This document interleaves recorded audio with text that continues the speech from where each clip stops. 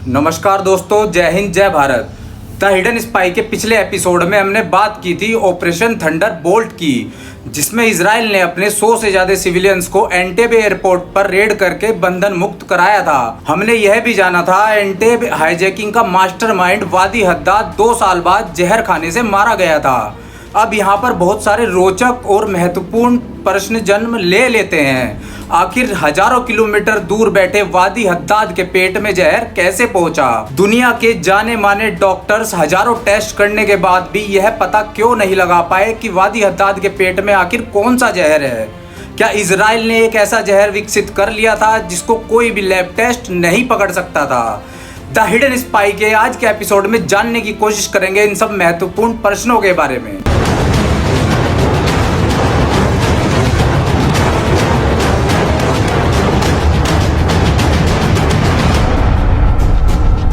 आज की कहानी ली गई है रोलैंड एंड बर्गमैन की best selling book rise and kill first से। एंटेबे रेड के 18 महीने बाद फ्लाइट A300 की हाईजैकिंग का मास्टरमाइंड वादी हद्दाद मोसाद से अपनी जान बचाने के लिए भागकर इराक चला गया था और इराकी इंटेलिजेंस और फोर्सेज की छत्र छाया में बड़े ही आराम से बगदाद में रह रहा था।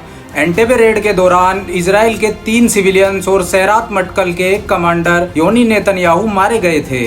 योनी नेतन्याहू इजराइल के प्रधानमंत्री बेंजामिन नेतन्याहू के बड़े भाई थे। इजराइल एक बार को फिर भी अपने 3 सिविलियंस और एक फौजी की मौत के लिए वादी हद्दाद को माफ कर देता, लेकिन वादी हद्दाद के आतंकी साथियों ने इजराइल के ज्यूज के साथ कुछ ऐसी हरकत की थी जिसके लिए उसे कभी भी माफ नहीं किया जा सकता था। वादी हद्दाद के साथियों ने एंटेबे एयरपोर्ट पर ज्यूज होस्टेजेस को नॉन ज्यूज होस्टेजेस यानी दूसरे धर्मों के होस्टेजेस को छोड़ दिया था और ज्यूज होस्टेजेस को वहीं पर बंधक बनाकर रखा गया था। ये एक ऐसी हरकत थी जिसने इजराइल के पुराने जख्मों को फिर से हरा कर दिया था।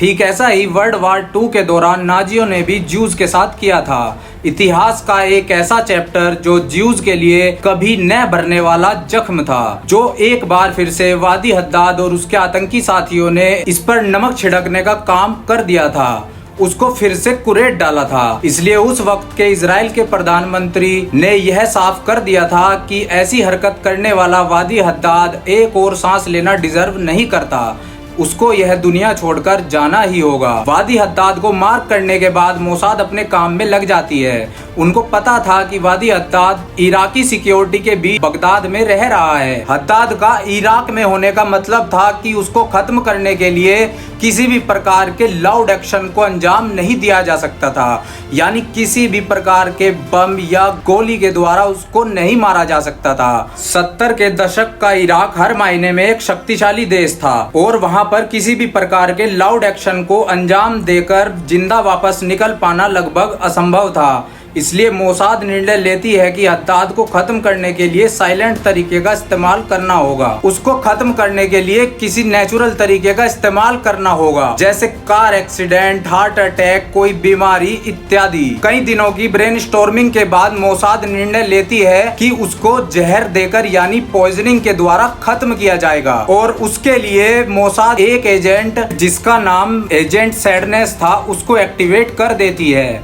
एजेंट सैडनेस हद्दाद के ग्रुप में काम कर रहा मोसाद का एक अंडरकवर एजेंट था और उसके पास हद्दाद के घर और ऑफिस दोनों की रसाई हासिल थी। अब इजराइल के सामने यह प्रश्न उठता है कि उसको खत्म करने के लिए आखिर कौन से जहर का इस्तेमाल किया जाएगा। इसके लिए साइनाइड एक इफेक्टिव ऑप्शन था, लेकिन मोसाद यह चाहती थी कि उसकी मौत एकदम नेचुरल लगनी चाहिए। वो नहीं चाहती थी कि एक हट्टा कट्टा स्वस्थ आदमी एकदम अचानक मर जाए और किसी प्रकार का हड़कंप मचे। इसलिए मोसाद एक ऐसा जहर चाहती थी जो धीरे धीरे अपना काम करे और अगर शक हो तो किसी भी केमिकल टेस्ट की पकड़ में ना आ सके। मतलब ऐसा लगे कि टारगेट को कोई बीमारी हो गई है और वो अंदर ही अंदर उसको खत्म किए जा रही है।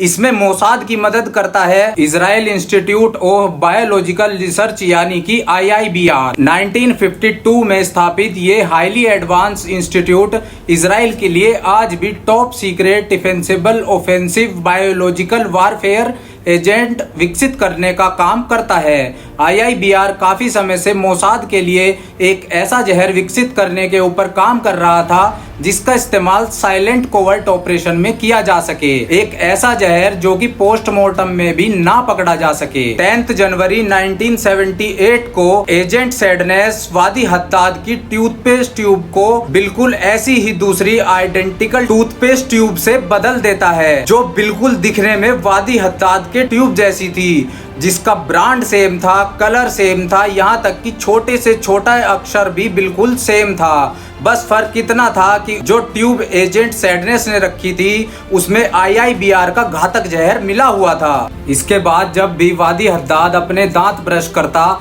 एक इजरायली जहर बहुत ही थोड़ी सी मात्रा में उसके मसूड़ों के जरिए शरीर के अंदर जाकर उसके खून में बहने लगता। धीरे धीरे इस जहर की मात्रा क्रिटिकल लेवल पर पहुंचकर हद्दाद को खत्म कर देती। कुछ दिनों के बाद हद्दाद की तबीयत बहुत ज्यादा खराब होना शुरू हो जाती है और उसको इराक के सरकारी हॉस्पिटल में भर्ती कराया जाता है।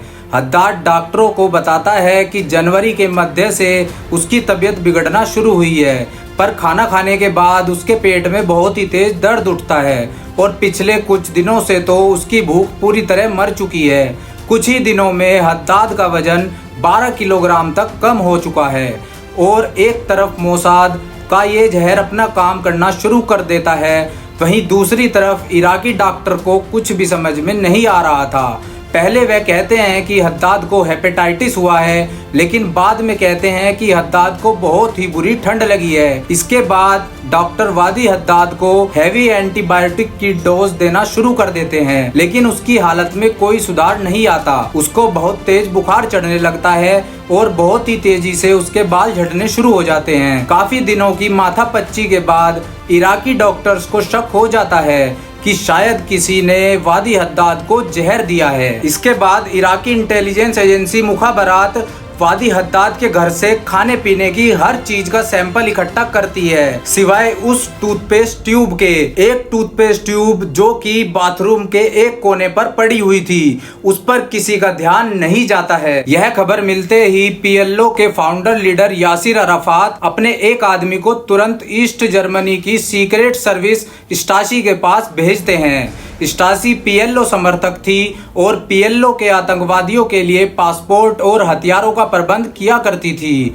स्टासी को ऐसा लगता था कि वर्ल्ड वार 2 के दौरान ज्यूज को खत्म करने का काम जो वह पूरा नहीं कर पाए थे, उसको आज की डेट में यासिर अराफात और PLO ही पूरा कर सकते थे। स्टासी के कहने पर वादी हद्दाद को ईस्ट बर्लिन के एक प्रेस्टिजियस हॉस्पिटल में भर्ती कराया जाता है। इस हॉस्पिटल का इस्तेमाल सिर्फ ईस्ट जर्मनी के इंटेलिजेंस और सिक्योरिटी फोर्सेस के लोगों का इलाज करने के लिए किया जाता था। हद्दाद के साथ ही उसके रोजमर्रा के सामान को भी एक छोटे से टॉयलेटरीज बैग में पैक कर लिया जाता है और उस टूथपेस्ट ट्यूब को भी बैग में रख लिया जाता है। यहाँ 19 मार्च 1978 को हद्दाद ईस्ट बर्लिन जाने वाली फ्लाइट में बैठता है। उधर मोसाद को भी खबर मिल जाती है, लेकिन मोसाद इससे बिल्कुल भी विचलित नहीं होती है। 19 मार्च के दिन फाइल की गई एक इंटेलिजेंस रिपोर्ट के अनुसार मोसाद कहती है कि जिस दिन वादी हद्दाद प्लेन में बैठ रहा था, उस वक्त वो एक डेड मैन अलाइव था, यानी कि एक चलती फिरती लाश हो चुका था। IIBR का एक साइंटिस्ट मोसाद को बताता है कि 19 मार्च तक उसके पेट में इतना जहर जा चुका होगा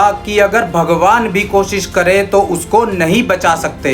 वादी हद्दाद को एक नकली नाम दिया जाता है अहमद दोकली और उसको ईस्ट जर्मनी के एक हॉस्पिटल में भर्ती कराया जाता है। 5 फुट 6 इंच लंबे 41 वर्षीय वादी हद्दाद की तबीयत इस समय तक इतनी ज्यादा खराब हो चुकी थी, उसका दिल काफी कमजोर पड़ चुका था, पेशाब में बहुत ही ज्यादा खून जा रहा था और प्लेटलेट काउंट भी रोज तेजी से नीचे गिर रही थी।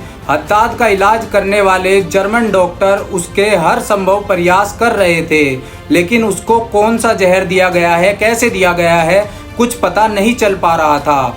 डॉक्टर्स के अनुसार शायद उसको रेड पॉइजन या थेलियम जैसी कोई भारी धातु दी गई थी। ईस्ट बर्लिन स्टेशन मोसाद के एक एजेंट के अनुसार वादी हद्दाद की तबीयत इतना ज्यादा खराब हो चुकी थी कि उसकी चीखें हॉस्पिटल में दूर दूर तक सुनाई देती थी, जिसके लिए डॉक्टर्स उसको और ज्यादा सेडेटिव्स और पेन किलर दिया करते थे। ईस्ट बर्लिन लाए जाने के 10 दिन बाद यानी 29 मार्च 1978 को वादी हद्दाद दम तोड़ देता है। प्रत्यक्षदर्शियों के अनुसार वादी हद्दाद की मौत बहुत ही ज्यादा दर्दनाक थी। ऐसी मौत थी कि कोई दुश्मन को भी ना दे। उसकी मौत के कुछ दिन बाद स्टासी के चीफ एरिक को एक रिपोर्ट सौंपी जाती है, जिसमें हद्दाद के पोस्टमार्टम के नतीजे भी दिए होते हैं।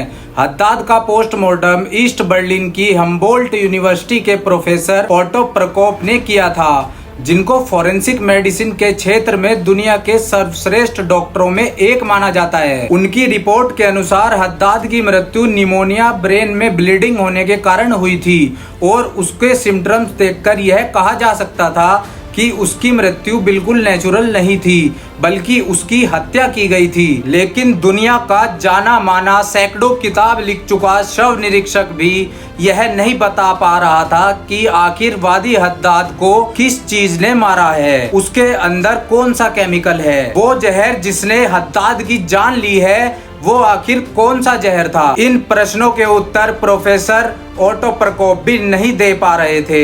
यह मोसाद के लिए एक बहुत ही बड़ी जीत थी। इजराइल का एनिमी नंबर 1 यानी यासिर अराफात तो अभी तक जिंदा था, लेकिन उसका दूसरा सबसे बड़ा दुश्मन वादी हद्दाद मारा जा चुका था। और सबसे ज्यादा खुशी की बात यह थी कि इस ऑपरेशन का हर एक दांव ठीक ऐसे ही पड़ा था जैसे कि मोसाद चाहती थी। ऐसा पहली बार था कि मोसाद ने किसी ऑपरेशन को इतने साइलेंटली अंजाम दिया हो और आगे चलकर मोसाद और ऐसे ऑपरेशन को अंजाम देने वाली। इन ऑपरेशंस को नाम दिया गया था लो सिग्नेचर ऑपरेशंस।